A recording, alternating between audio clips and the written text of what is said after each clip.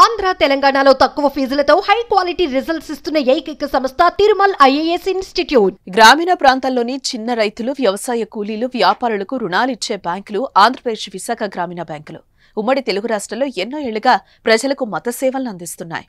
అయితే ఇకపై తెలంగాణలో ఆంధ్రప్రదేశ్ విశాఖ గ్రామీణ బ్యాంకులు కనిపించవు.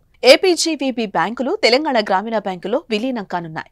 గ్రామీణ బ్యాంకుల్ని మరింత పటిష్టపరిచే ఉద్దేశంతో కేంద్రం ఒకే రాష్ట్రం ఒకే గ్రామీణ బ్యాంకు నినాదం నేపథ్యంలోనే విలీనం జరుగుతోంది. మొత్తం తెలంగాణ వ్యాప్తంగా 493 ఏపీజీవీబీ శాఖలు టీజీబీలో విలీనమవుతాయి. ఈ విలీనంతో రాష్ట్రంలో తెలంగాణ గ్రామీణ బ్యాంకు శాఖలు 435 నుంచి 928కు పెరగనుంది.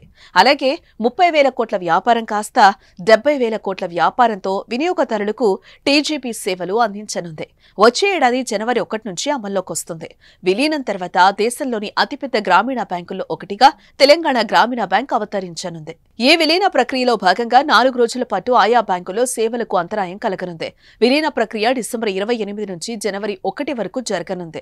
దీంతో అన్ని రకాల బ్యాంకింగ్ సేవలు 4 రోజులు నిలిచిపోనున్నాయి. మొబైల్ బ్యాంకింగ్, యూపీఐ, ఏటీఎం, ఖాతాదారుల సేవా కేంద్రాల్లో సేవలకు అంతరాయం కలగొచ్చు.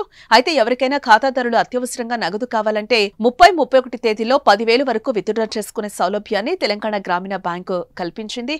ఏపీజీవీబీ విలీనం కారణంగా ఖాతా నెంబర్లు మారవని బ్యాంకు అధికారులు చెప్తున్నారు. ఖాతాదారులు TGB mobile banking application install చేసుకుని సేవలను ఉపయోగించుకోవచ్చు. Account number TGB UPI register చేసుకోవాలి. ఉమ్మడి ఆంధ్రప్రదేశ్ లో వరంగల్ ప్రధాన కేంద్రంగా ఏపీజీవీబీ 2006 మార్చి 31 ఏర్పడింది. తెలంగాణ ఆవిర్భవించిన 2 రాష్ట్రాలకు ప్రధాన కార్యాలయంగా ఇది కొనసాగుతోంది. విలీనం తర్వాత తెలంగాణ గ్రామీణ బ్యాంకు ప్రధాన కార్యాలయం హైదరాబాద్ గా మారనుంది. ఏపీజీవీబీ బోర్డుల స్థానంలో టీజీబీ బోర్డులను సిద్ధం చేస్తున్నారు. అటు ఆంధ్రప్రదేశ్ లో ఏపీజీవీబీ ఆంధ్ర ప్రగతి గ్రామీణ బ్యాంకు, సప్తగిరి గ్రామీణ బ్యాంకు, చైతన్య గోదావరి గ్రామీణ బ్యాంకులున్నాయి. ఇవి కూడా ఏపీజీవీబీలో త్వరలోనే విలీనం కానున్నట్లుగా తెలుస్తోంది.